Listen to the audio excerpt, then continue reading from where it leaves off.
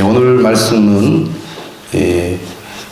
예수님의 고별 설교 가운데 있는 말씀입니다. 13장부터 16장까지 말씀이 고별 설교인데, 이 고별 설교를 우리가 살펴보면 이 고별 설교를 관통하는 중요한 주제가 있는데 바로 고난입니다. 고난 가운데 있을 제자들을 예수님이 걱정하면서 그들을 위로하고 격려하는 말씀을 요한복음 13장에서 16장에 걸쳐서 말씀을 하고 있습니다. 오늘 본문에도 보면은 예수님께서 이렇게 말씀하시죠. 세상이 너희를 미워하면 너희보다 먼저 나를 미워한 줄 알라. 세상이 너를 미워한다. 예수님은 이 땅에 오셔서 하나님 나라의 복음을 전할 때 사람들로부터 미움을 받았습니다. 배척을 당했죠. 결국에는 예수님께서 십자가에 못 박혀 죽게 됩니다. 그런데 예수님만 세상으로부터 미움을 받은 것이 아니라 예수님을 따르는 제자들도 세상으로부터 미움을 받게 될 것이다 라고 말씀을 하고 있습니다. 예수님을 믿고 따르는 길에는 고난이 있고 박해가 있고 환난이 있다는 것이죠. 이러한 환난과 고난을 당할 때 우리 주님 뭐라고 말씀하시냐면, 너희만 고난을 받은 것이 아니라 내가 먼저 고난을 받았다. 이 사실을 너희들이 잊지 말라고 말씀하고 있습니다. 너희보다 먼저 나를 미워한 줄을 알라. 내가 먼저 너희들보다 고난을 당했고, 그 고난이 있었기 때문에 너희도 고난을 받게 되는 것이다 라고 말씀을 하고 있습니다. 그러면서 19절에 뭐라고 말하느냐면, 너희가 세상에 속하였으면 세상이 자기의 것을 사랑할 것이나 너희는 세상에 속한 자가 아니요 도리어 내가 너희를 세상에서 택하였기 때문에 세상이 너희를 미워하느니라. 왜 세상이 그리스도인들을 미워하는가? 그리스도인들은 세상에 속한 자가 아니기 때문이라고 말씀하고 있습니다. 사람들은 자신과 다른 것을 잘 용납하지 못하죠. 그리고 다른 것을 틀리다고 말합니다. 특별히 다른 것이 자신이 가지고 있는 힘이나 영향력에 위협을 가하거나 그들이 가지고 있는 기득권을 침해하면 참지 못하고 억압을 하죠. 다수가 소수를 억압하고 힘 있는 자가 약자를 억압합니다. 당시 유대 사회는 대제사장들과 바리새인들이 기득권을 가지고 있었습니다. 예수님이 등장해서 대제사장들과 바리새인과는 다른 말을 했고, 이 예수님의 말씀이 대제사장들과 바리새인들에게는 위협이 되었습니다. 기득권을 가지고 있던 대제사장들과 바리새인은 예수님을 그냥 내버려 두지 않고 예수님을 박해하죠. 예수님을 모함해서 예수님을 죽이게 됩니다. 사람들은 자기와 다른 것을 잘 용납하지 못합니다. 그것은 오늘 이 시대도 마찬가지라는 거죠. 이데올로기와 이념이 다르면 강한 자가 약한 자를 억압하고 또 핍박하게 되어 있습니다. 오늘 우리가 사는 이 세상에서 현실적으로 그리스도인들은 어디에 속해 있느냐? 다수에 속해 있지 않고 소수에 속해 있습니다.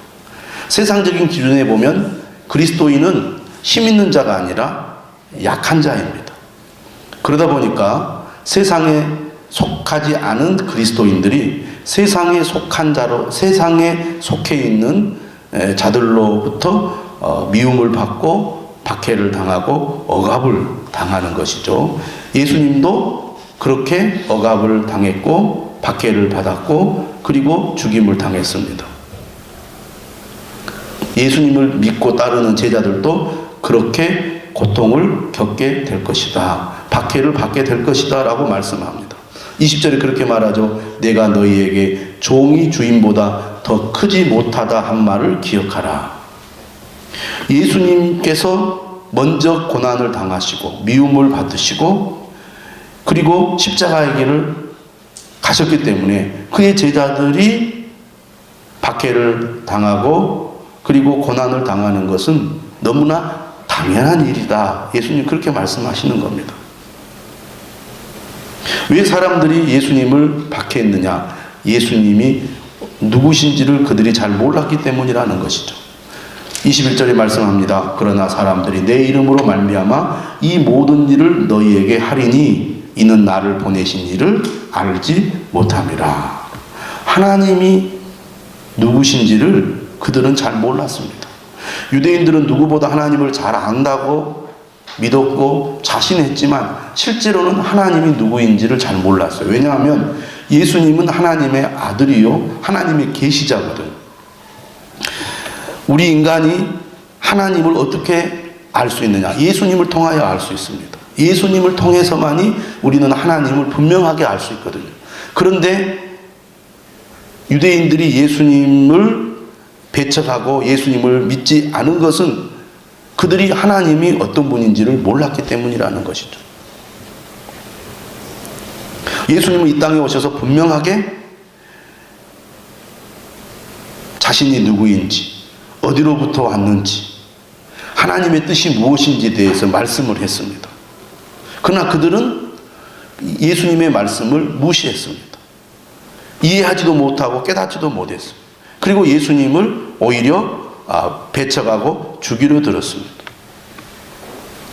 예수님의 말씀뿐만 아니라 예수님이 하신 표적들을 통해서 예수님이야말로 하나님의 계시자요 하나님이 보내신 하나님의 아들이라는 것이 너무나 분명하게 드러났음에도 불구하고 당시 유대인들은 예수님의 표적을 보면서도 그 표적 속에서 하나님의 아들이요 하나님의 계시자인 예수님이 누구인지를 알지 못했다는 얘기입니다.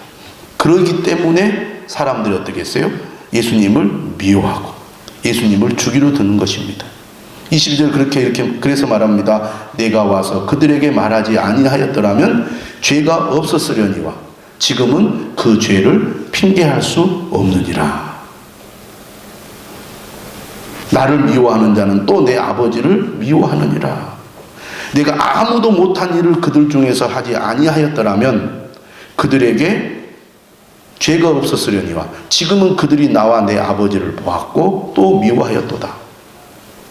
사람은 예수님을 통하여 하나님이 누구신지, 예수님의 그 사역과 그 행위를 통하여 하나님의 능력이 얼마나 위대한지를 알게 된다는 것이죠. 그런데 그들이 그걸 몰랐기 때문에 예수님을 무시하고 배척했다는 겁니다. 그것은 오늘날도 마찬가지입니다. 왜 사람들이 하나님을 믿지 않을까요? 하나님이 어떤 분인지 모르기 때문입니다. 정말 하나님이 어떤 분인지 안다면 어떻게 하나님을 안 믿을 수 있겠습니까? 당연히 하나님을 믿어야죠. 이 세상을 창조하시고 이 세상을 다스리시는 하나님이 계시고 예수 그리스도가 바로 창조주 하나님을 나타내는 계시자라는 것을 사람들이 안다면 어떻게 예수님을 안 믿을 수 있겠습니까? 그러나 그들이 그것을 모르기 때문에 하나님을 믿지 않고 예수님을 부인하는 것이죠. 그래서 지금도 예수님을 믿는 사람들을 조롱하고 예수님을 믿는 사람들을 우습게 여기는 것입니다. 그리고 믿는 자들이 전하는 하나님의 말씀, 그리스도의 복음을 사람들은 오히려 무시하고 안 들은 척, 못 들은 척 하는 겁니다. 예수님 시대의 유대인들이 예수님을 배척하고 예수님을 핍박했던 것처럼 오늘 우리가 사는 이 시대에도 변함없이 사람들은 하나님의 말씀을 무시하고 조롱합니다. 우습게 여깁니다. 오히려 믿는 사람들을 불쌍히 여깁니다. 아이고 불쌍한 사람들이라. 시대가 어떤 시대인데 예수님을 믿느냐고 하나님을 믿느냐고 그렇게 말합니다. 그러나 우리는 예수님이 하나님의 아들이요, 예수님의 말씀이 진리라는 것을 어떻게 알게 됩니까? 첫째는 성경 말씀을 통하여 우리가 알게 되는 것이죠. 27절에 그렇게 말합니다. 너희도 처음부터 나와 함께 있었으므로 증언하느니라. 제자들은 예수님이 사역을 시작할 때부터 예수님과 함께 있었습니다. 예수님의 말씀을 들었습니다. 예수님이 하시는 그 표적을 그들이 보았습니다. 예수님이야말로 하나님의 아들이요, 그분의 말씀이 진리의 말씀이라는 것을 그들이 너무나 잘 알고 있었기 때문에 그들은 예수님이 하나님의 아들이심을, 우리를 구원하게 이 땅에 오신 그리스도임을 그들이 증언한 것이죠. 오늘 우리는 이 사도들의 증언인 신약 성경을 통해서 예수 그리스도가 우리의 구원자요 주님임을 믿고 우리는 고백하는 겁니다. 두 번째로 우리가 예수님이 어떤 분인지 어떻게 알 수 있습니까? 바로 성령님이죠. 26절에 말씀합니다. 내가 아버지께로부터 너희에게 보낼 보혜사, 곧 아버지께로부터 나오시는 진리의 성령이 오실 때 그가 나를 증언하실 것이요. 성령님은 진리의 영입니다. 진리가 무엇인지를 알게 해주는 영이죠. 그래서 우리가 어떻게 하나님의 말씀을 압니까? 예수님이 어떤 분이란 것을 어떻게 합니까? 성령을 통해서 알게 되는 것이죠. 오늘 우리에게 주어진 하나님의 말씀인 성경과, 그리고 성경을 가르쳐 주시는 교사인 성령께서 우리 가운데 계셔서 우리에게 진리를 깨닫게 하심으로 우리는 예수님이 하나님의 아들이요 그리스도임을 믿고 고백하고 증언하는 겁니다.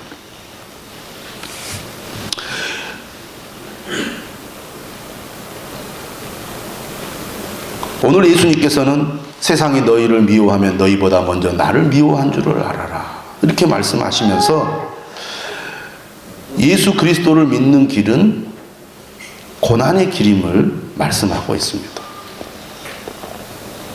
사람들은 고난을 겪는 것을 좋아하지 않습니다. 모든 사람들이 다 그럴 겁니다. 여러분, 우리가 예수님을 믿는 이유가 어디에 있습니까? 복을 받으려고, 행복한 삶을 살기 원해서 우리가 예수님을 믿습니다. 또 우리가 예수님을 믿음으로 무엇을 얻기를 원합니까? 평안을 얻기를 원합니다. 큰 부자가 되는 것 바라지 않습니다. 크게 성공하는 것 바라지 않습니다. 큰 어려움 없이 평안하게 즐겁게 이 세상을 살았으면 좋겠습니다. 그것이 아마 많은 사람들의 보편적인 바람일 것입니다. 우리가 그런 바람이 있어서 예수님을 믿는 것이죠. 오늘 매일 성경 본문에 나오는 요한복음 16장 33절에도 뭐라고 말씀하시냐면 이렇게 얘기를 해요. 이것을 너희에게 이르는 것은 너희로 내 안에서 평안을 누리게 하려 함이라. 평안을 누리게 하려 함. 우리가 다 평안을 얻기를 원한단 말이죠.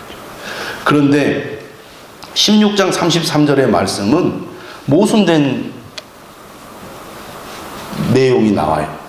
우리가 평안을 얻기를 원하고 주님은 예수님 안에서 우리가 평안을 누리게 하려고 하신다고 말씀하시면서 그 다음에 무슨 얘기를 합니까? 세상에서는 너희가 환난을 당하나 담대하라, 내가 세상을 이기었노라. 평안이라는 것은 환난이 없는 것 아니겠습니까? 평안이라는 것은 고난이 없는 것 아닙니까? 평안이라는 것은 근심이 없는 것 아닐까요? 그런데 예수님 뭐라고 말씀하시느냐면 이 세상에서는 너희가 환난을 당하나 담대하라, 이렇게 말씀하십니다. 환난 가운데서 얻는 평안, 이것이 예수님이 말씀하는 평안인지 모릅니다. 세상이 말하는 평안과 예수님이 말씀하시는 평안이 다르다는 것을 알 수가 있어요. 내가 너희에게 주는 평안은 세상이 주는 평안과 다르다고 요한복음 14장 27절에서도 말씀하고 있습니다. 그러나 우리는 고난 없는 평안을 구할 때가 많아요.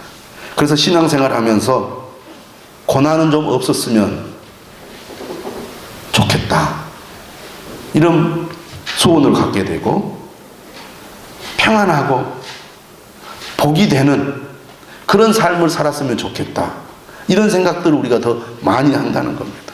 그런데요, 그러다 보니까 우리가 어떻게 하느냐, 삶의 여러 가지 문제와 갈등이 찾아왔을 때 그것을 우리가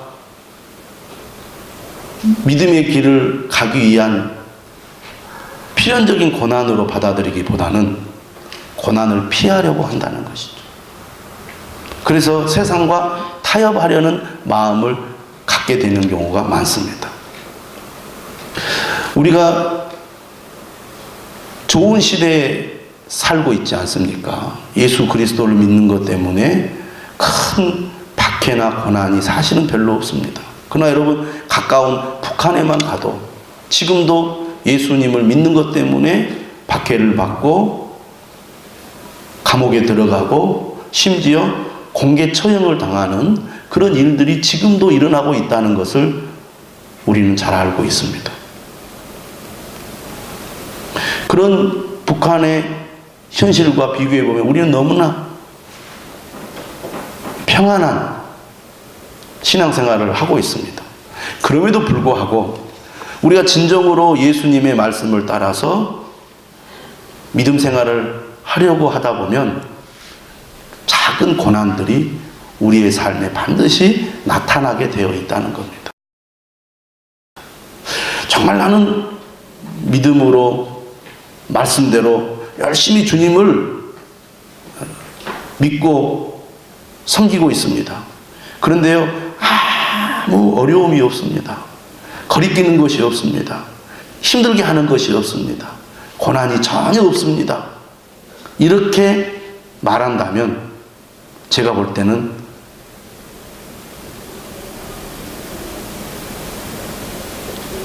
갈등과 문제가 찾아왔을 때 타협하려는 그런 모습과 행동들이 없었는가 살펴보라고 말하고 싶습니다. 평안한 시대에 우리가 신앙생활 하지만 정말 하나님의 나라를 위해서 말씀대로 신앙생활 하려다 보면 반드시 갈등이 생기게 되어 있다고 말해요. 갈등이 생기게 되어 있어요. 그로 인한 작은 고난들이 우리 삶에 반드시 나타나게 되어 있다는 겁니다. 나는 아무런 방해나 어려움이 없다? 물론 그런 분들도 있을 수 있어요. 그러나 많은 경우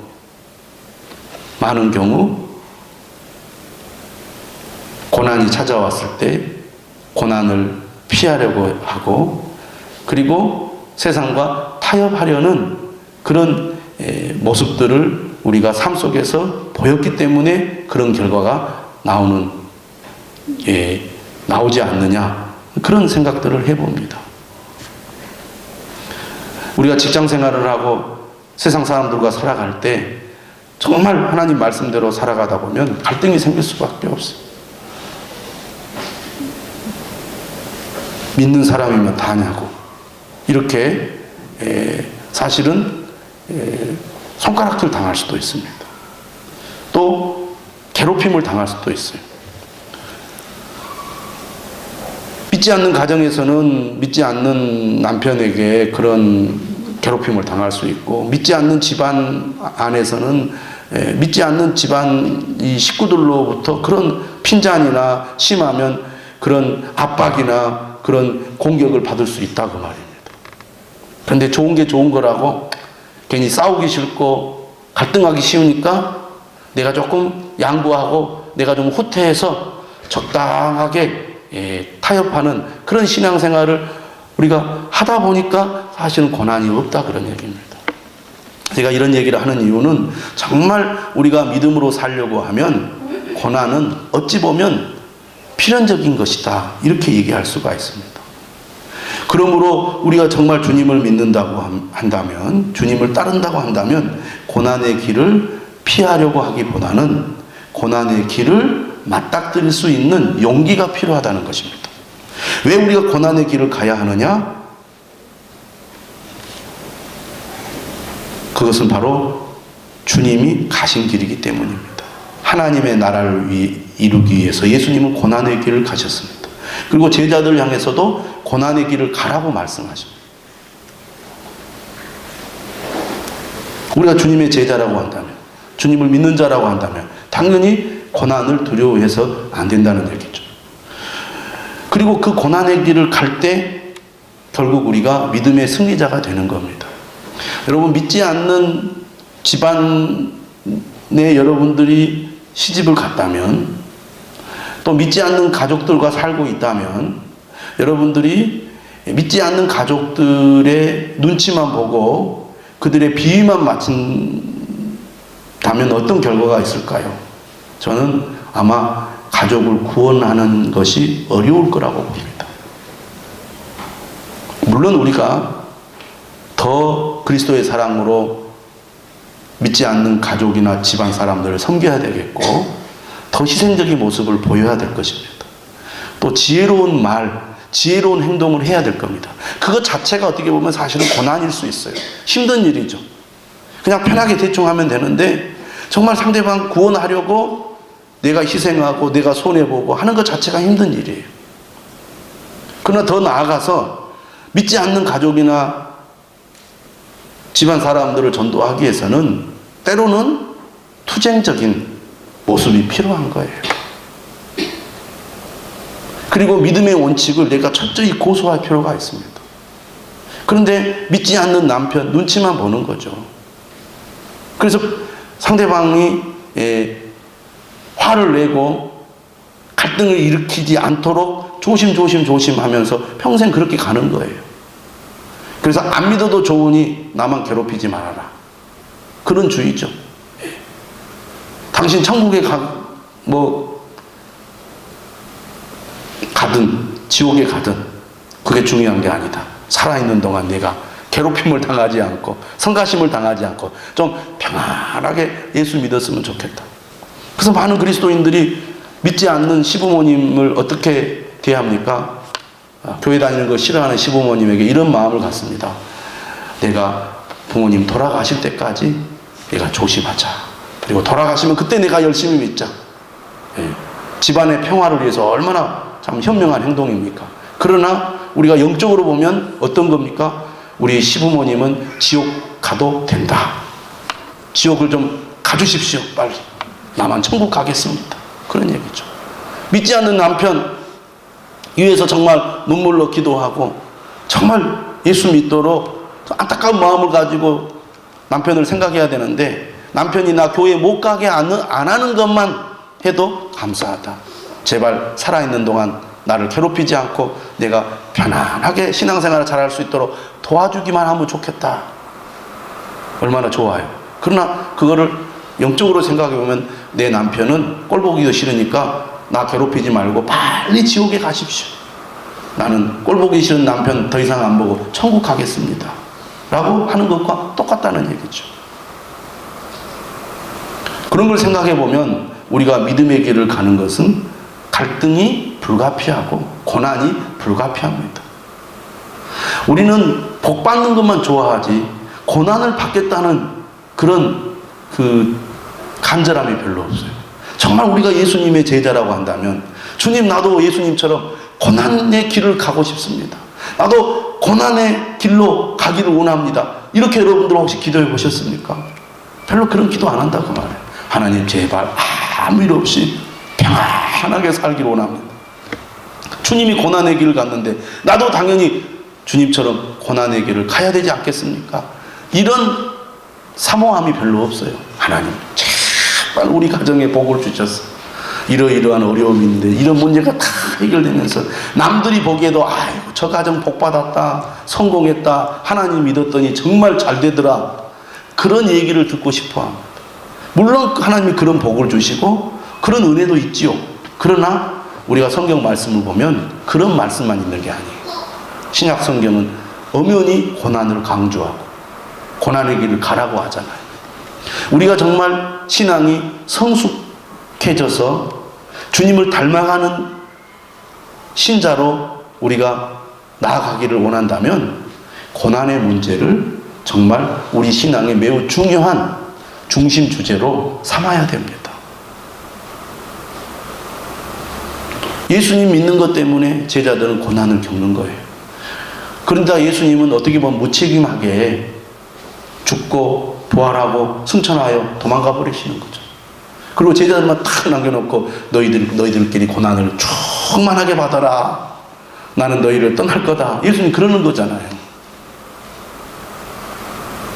예수님 믿어가지고 한번 잘 돼보려고 예수님 제자가 됐는데, 모든 걸 버리고 제자가 됐는데, 나를 따르려거든 고난을 풍성하게 받아라. 이렇게 말씀하니 얼마나 좀 답답하겠어요. 그걸 못 견뎌서 배반한 것이 가룟 유다입니다. 가룟 유다 입장에서는 자신이 배반자가 아니에요. 예수님이 배반자지. 가룟 유다 생각에는 그런 생각했을 거예요. 처음에는 예수님 우리를 속였다고.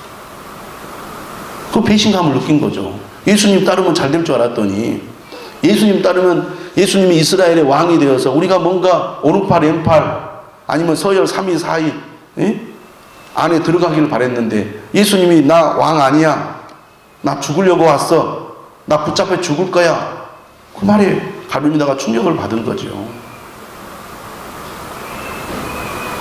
예수님의 길이 무엇인지를 우리가 알아야 됩니다.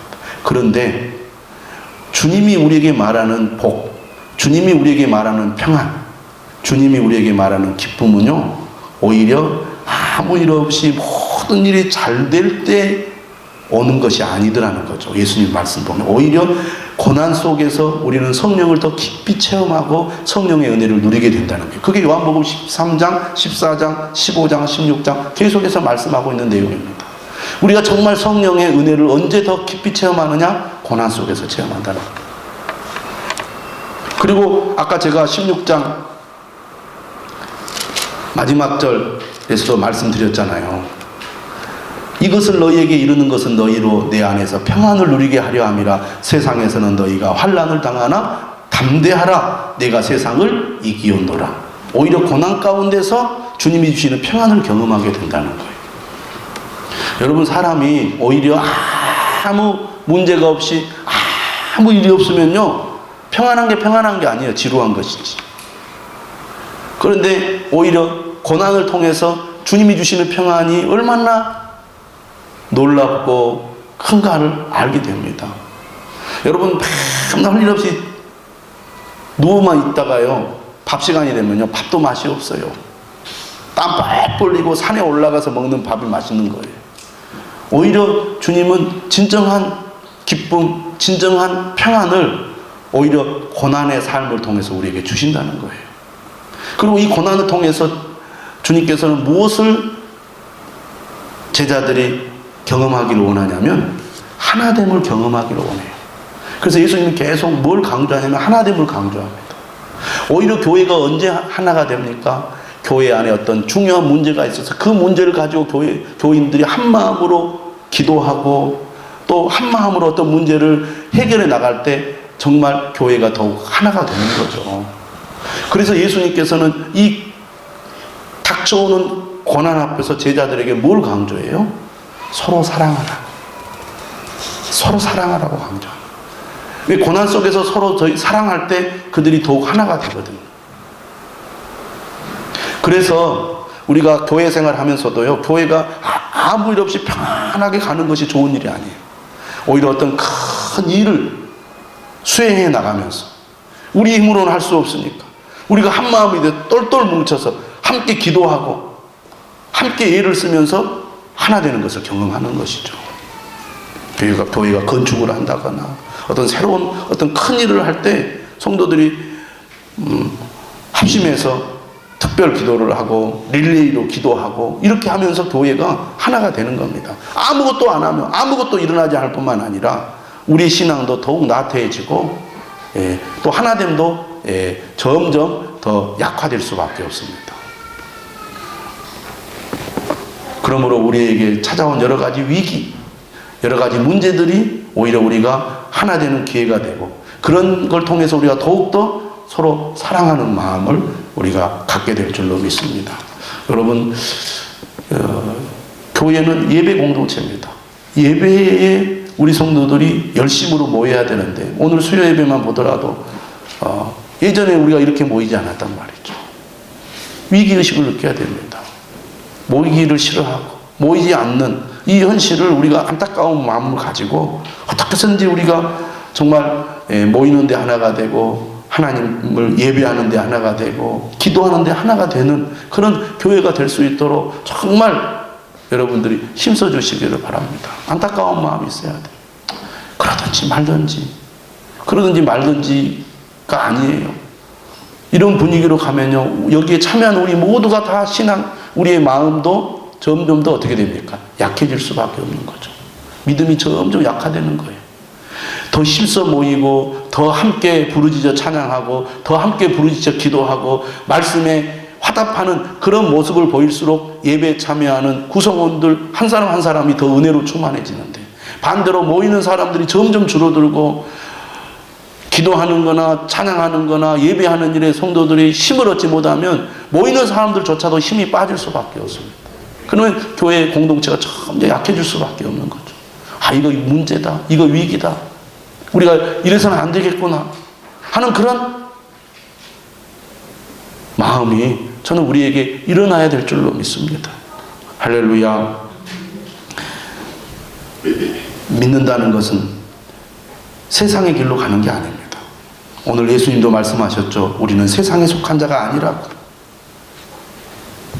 너무 우리는 세상 사람들과 똑같이 세상 속에 들어가서 세상 사람들과 타협하며 살아가려고 합니다. 그래서 우리가 믿음으로 살아가야 됨에도 불구하고 세상 속에 있다 보니까 그럴싸한 어떤 합리화만 되는 거예요. 주님을 가까이 하지 못하는 것을 안타깝게 여기고, 그런 문제를 좀 위기감을 가지고 우리가 느껴야 되는데, 그럴 수 있고 뭐 그럴 수밖에 없지 하는 식으로 우리가 생각하다 보니까 점점 이 말세지 말에 믿음이 있는 자를 찾아보기가 어려워지고 있습니다.